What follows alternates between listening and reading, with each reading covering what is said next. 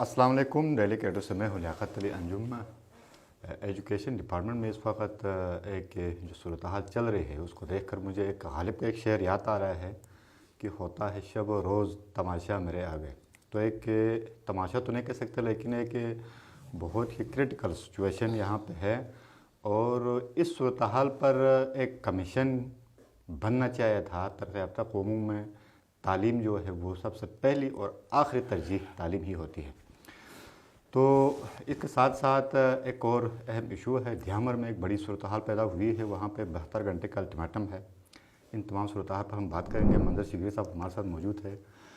تو سر، ایجوکیشن میں جو کچھ اس وقت ہو رہا ہے اور جو کچھ ہوا اس پہ تو باقاعدہ کمیشن بننا چاہیے تھا کہ ایسی صورتحال کیوں پیدا ہوئی کہ ایک جو ہے ایگزام آپ لیتے ہیں اور کوئی کہتے ہیں کہ آؤٹ آف پیٹرن تھا یا کوئی جو کچھ بھی ہے، لیکن جو نتائج تھے وہ تو اسٹوڈنٹ کی تو سمجھ میں آئے ہی نہیں.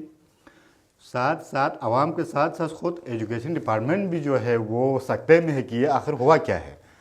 تو صورتحال یہ کیا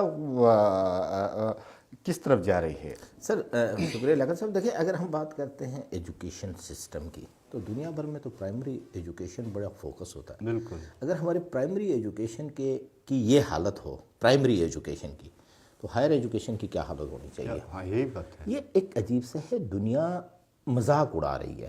گلگت بلتستان کی بات نہیں کر رہے ہیں. جو آپ کو فارن فنڈنگ ہوتی ہے ایجوکیشن سسٹم کے اندر، جو ڈونر ہے وہ کیا سمجھے گا کہ ہم کس طرح کی پرائمری ایجوکیشن دے رہے ہیں.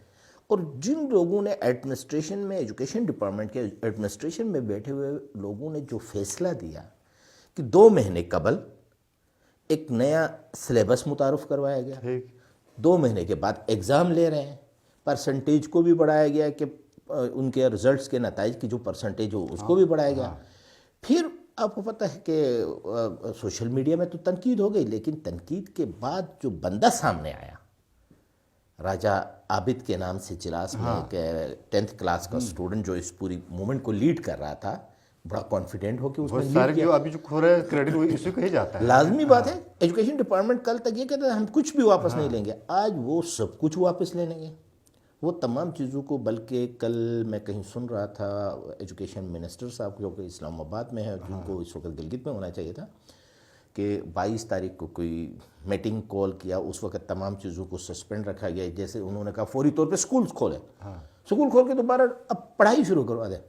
کل اسٹیٹمنٹ آ گئی آپ کے منسٹر ایجوکیشن کی، کہا کہ نہیں، سکول کھولنے والا کو بھی چیف منسٹر نے سسپینڈ کر دیا. یعنی کہ ایک ہنگامی حالت. یار ہنگامی حالت لیاقت صاحب وہ پیدا کرنے سے پہلے، اب جب آپ نے ایک نئی پالیسی بنائی ہے، نئی اسٹریٹجی، نیا سلیبس بنایا ہے، تو آپ جو کمنگ آپ کا سٹارٹ ہونے والا جو ہے نا آپ کا ایجوکیشن ایئر ہوتا ہے، وہاں سے آپ اس کو لے لیں. مطلب یہ نا کہ ایک صورتحال تو یہ واضح ہوتی ہے کہ اس کو بنانے میں جو پیٹرن ڈیزائن لاگو کیا، یہ لوگ ایک پیج پہ نہیں تھے، نہ ڈپارٹمنٹ کے اندر بھی. سر ایکیڈمک سٹاف کو تو پتہ ہی نہیں تھا. ایکیڈمک سٹاف جو بچوں کو سکول میں ہیڈ ماسٹر ٹیچر پڑھا رہے ہیں یا وہ مارکنگ کر رہے ہیں یا جو کچھ کر رہے ہیں، ان کو تو اس پوری سسٹم کا پتہ ہی نہیں تھا. وہ تو اپنی روٹین پہ پڑھائی کروا رہے تھے. پھر حالت یہ ہے، جلاس میں ماڈل سکول ہے گلگت بلتستان کا ایک. ٹھیک. کبھی آپ اس سکول کو وزٹ کریں، وہ بلڈنگ سے آپ کو ماڈل نظر آتا ہے. اب چونکہ ہمارے یہاں پہ ہم فوکس دیامر کو اس لیے کرتے ہیں، دیامر کا ایجوکیشن ریشو کم ہے پرائمری ایجوکیشن میں. زیادہ فوکس ہے تو پورا جی بی، لیکن دیامر فوکس اس لیے ہوتا ہے کہ یار وہاں پہ آپ کو فارن فنڈس بھی مل جاتے ہیں. آپ کو ایچ آر کے لیے، دیکھیں آپ نے ایچ آر کے لیے جو ہے ایچ آر ہائر کرنے کے لیے ڈیولپمنٹ پروجیکٹ سے آپ نے ایجوکیشن کا ڈیولپمنٹ کا جا کے پورا فنڈ آپ نے لگا دیا اکیڈمک سائڈ پہ. اکیڈمک سائڈ پہ لگایا، ایک پروجیکٹ کے ذریعے آپ نے ٹیچرس ہائر کر لیے پڑھانے کے لیے، پھر آپ کا رزلٹ یہ آ جائے تو خدا رہا منسٹر صاحب، وزیر اعلیٰ صاحب، جو آپ اتنے پریولیجز جتنا آپ انجوائے کر رہے ہیں، تھوڑا سا پرائمری ایجوکیشن کو بھی فوکس کریں. لیکن سب یہ صورتحال جو ہے نا اس میں دیکھو، زیادہ آپ کو بھی پتہ ہے، آپ مجھ سے زیادہ باخبر ہے. آپ بتائیں، آپ کچھ بتائیں کہ گلگت بلتستان کے اندر جو ٹیچر ہے پورا جی بی کا، اس میں ڈی ڈی او ہے، اس میں کیا اے ڈی آئی ہے، اس میں ڈپٹی ڈائریکٹر ہے، اس میں ڈائریکٹر ہے. یہ سارے تو وہی ہیں جنہوں ان ممبران اسمبلی کو بناتے ہیں، اتارتے ہیں، ان کو ووٹ دلاتے ہیں. جو صورتحال ہوتی ہے آپ خود بتا دیں کیا کیا ہوتا ہے، آپ بتا دیں مختصر بغیر جھجک کے بتا دیں. یہاں پہ جو ہے گلگت بلتستان میں چلو ہم ایک دو ڈسٹرکٹ کو چھوڑ کے جو دیگر حلقے ہیں وہاں پہ 90% سیاست جو ہے وہ ٹیچرز ڈپینڈ کرتے ہیں انہیں ٹیچروں پہ. ان کی پوسٹنگ ٹرانسفر مطلب یہ لوگ جو ہے کنگ میکر ہے، اس میں کوئی شک نہیں ہے نا. کس طریقے سے کرتے ہیں وہ بھی تھوڑا سا بتا دیں نا لوگوں کو، وہ لوگ سننا چاہتے ہیں. آپ وہ جو ایک حلقے کی، میں اپنے حلقے کی بات کر رہا ہوں، وہاں پہ جو ہے مطلب میں اپنے گاؤں یا اس پہ لیول پہ نہیں جاؤں گا، اولار جو ہے وہاں اگر ٹیچر جو ہے جتنے بھی جو ٹیچرس ہیں 90% ٹیچر، وہ جو وہاں پہ سیاست کی جو اس کو جو ہے داؤ پیش کوئی کھیلتے ہیں اس کو دیکھتے ہیں، وہ تو یہ جو آپ کے جو سیاست وہ مہدی شاہ جو ہے وہ کچھ کسی کام کا نہیں ہے. ان سے زیادہ ان کی جو اب ان کی جو ہے پوری مطلب سیاسی جوڑ توڑ، ووٹ دلانا، سب فلاں کچھ انہی کے کرنا، ہاتھ میں ہے ان نا کے جی. سارا رول جو ہے وہ ٹیچرز پلے کرتے ہیں. اور پھر اپنی پوسٹنگ ٹرانسفرز بھی اپنی مرضی سے انہی پولیٹیشین کے ذریعے اپنے اسٹیشنز پہ کرواتے ہیں. یہی ہے نا. مطلب ایک میں آپ کو ایک مثال دیتا ہوں، چلو میں نام تو نہیں لوں گا. ایک ڈی ڈی او، اب تو ڈی ڈی او پاور آنے کے بعد جو ہے اس میں زیادہ جو ہے سیاست وہ ڈی ڈی او کے بعد شروع ہوئی ہے. اس میں 3 سال 4 سالوں میں جو ہے ایک ڈی ڈی او تھا. اب اسی سیاست میں وہ ڈی ڈی او بن گیا، جو مخالف تھا وہ رہ گیا. اس کے بعد 2 سال کے بعد جو مخالف تھا وہ ڈی ڈی او بن گیا. اس کو جو ہے کھڈے لگایا کسی دور دراز علاقے میں پھینک دیا. اس کے بعد 1 سال کے بعد وہ دوبارہ آ گیا اسی پوزیشن پہ، اسی سکول میں. 1 سال رہا، پھر اس کو پہلا والا ہے پھر آ گیا. مطلب 4 سالوں میں ان دونوں کے درمیان ایک تگڑا مقابلہ ہے. ماشاء اللہ، ٹھیک، ماشاء اللہ. کم از کم 4 مرتبہ ایک ڈی ڈی او بن گیا. مطلب ایک سیاسی جنگ ہے، ایک سیاسی جنگ ایک بنتا ہے، اس کے بعد گراتا ہے دوسرا، پھر پہلا والا اس کو گراتا ہے. ایجوکیشن سسٹم کو بہتر بنا کے اگر یہ اسٹوڈنٹ جو ہے یہ یونیفارم پہنتے ہیں تو ٹیچر کے لیے بھی ایک یونیفارم ہونا چاہیے. کیا سمجھتے ہیں آپ اس حوالے سے؟ دیکھیں جی، وہ جب تک ہمارا پورا سسٹم جو ہے نا، اب سسٹم پہ ڈپینڈ کرتا ہے. جب تک سسٹم اس پہ فرق پڑے گا بالکل بے شک. ہمارے جو ٹیچرس ہیں یا اب کم از کم صرف آپ چلو وردی کو بھی چھوڑ دیں، یونیفارم کو بھی آپ باؤنڈ کریں کہ جو ٹیچر کے اپنے بچے ہیں نا جی، وہ کم از کم اپنے اسکولوں میں جو ہے داخلہ کروانے کی پابندی بنائیں. سرکاری اسکولوں میں نہیں ہے، 90% نہیں ہے، میرا اپنا علاقہ میں نہیں ہے.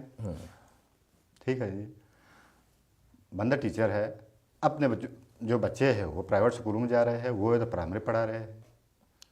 جب اگر آپ پورا گلگت بلتستان میں سیاستدان جو بیوروکریسی ہے، ٹھیک، چلو ہم باقیوں کو چھوڑتے ہیں، ایجوکیشن ڈپارٹمنٹ کے جو جتنے بھی بندے ہیں ان کے اپنے بچوں کو سرکاری اسکولوں میں داخلہ کروانے پر پابندی لگائے، یہ 1 مہینے میں ٹھیک ہوگا. نہیں، آپ کی بات، ٹیچر کے اپنے بچے بھی، آپ کی بات بجا ہے. لیکن لیکن صاحب ہم یہ بھی دیکھتے ہیں نا، اتنی عجیب سی صورتحال آ گئی ہے. مطلب ایجوکیشن ڈپارٹمنٹ کو یہ پتہ نہیں ہے انہوں نے کرنا کیا ہے. ایک نوٹیفیکیشن نکالتے ہیں، ایک آرڈر ہوتا ہے، بعد میں سسپینڈ ہو جاتا ہے، فلاں ہو جاتا ہے. تو ایک عجیب سی کیفیت. اچھا، اس میں ایک پیٹرن جو کیا آپ آپ کہہ رہے تھے کہ سلیبس جو ہے نا جی، وہ سلیبس آؤٹ آف سلیبس تھا، کیا تھا یہ؟ آؤٹ آف سلیبس بھی اس کے اندر چیزیں تھی. پیٹرن یہ ہوتا تھا چونکہ اسٹوڈنٹ کا پہلے یہ ہوتا تھا فرسٹ ٹرم، مڈ ٹرم اور فائنل ٹرم، ان کی پرسنٹیج اس کے ساتھ آتی تھی. اب چونکہ دینا ہے آپ نے پالیسی 2 مہینے پہلے، 2.5 مہینے پہلے بنائی ہے. اب بچوں کا پیپر لینا تھا، جب آج ہم بات کر رہے ہیں فروری مارچ میں پیپر لینے تھے، ان کا آپ نے لے لیا نومبر میں، دسمبر میں لے لیا. 2 مہینے 2.5 مہینے پہلے پیپر لیا، 2.5 مہینے پہلے پالیسی آئی. تو وہ نیکسٹ نیکسٹ جو ایجوکیشن ایئر ہے اس میں وہ پالیسی نافذ ہونی چاہیے تھی. نہیں ہوئی. تو دیکھیں کہ کن لوگوں نے کیا.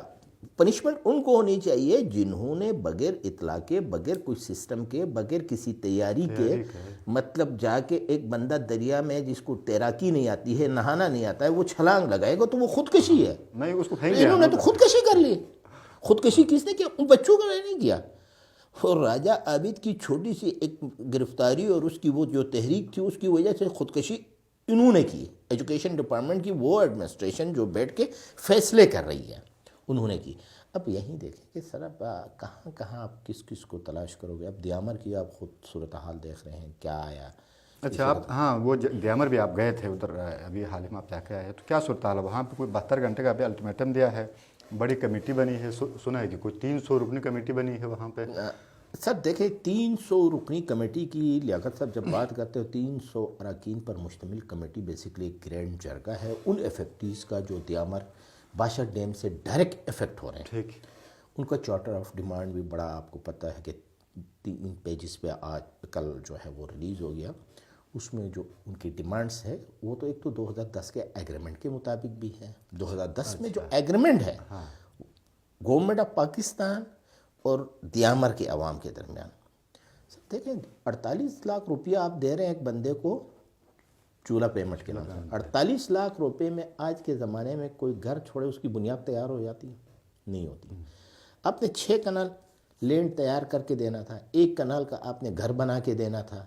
اچھا آپ نے اتنی زمین جو ہے وہ چپکے سے اٹھا لی ہے, اس کی کوئی مطلب آپ نے اسیسمنٹ نہیں کی ہے یہ زمین کس کی ہے. خالص سرکار زمین دیامر میں کہاں آئی؟ وہاں پہ تو مالکانہ حقوق ہے لوگوں کے پاس, نان سیٹل ڈسٹرکٹ ہے. وہاں پہ اتنے ایکڑ زمین جو آپ لوگوں نے اٹھایا کہ یہ خالص سرکار ہے, وہ کیسے اٹھایا؟ پھر سب سے بڑی ڈیمانڈ جو 72 گھنٹے کا الٹیمیٹم دیا اس میں یہ کہا گیا ہے کہ تمام لوگ جو ہے تمام ویلیز سے لوگ چلاس کی طرف موومنٹ کریں گے تو اپنی مکمل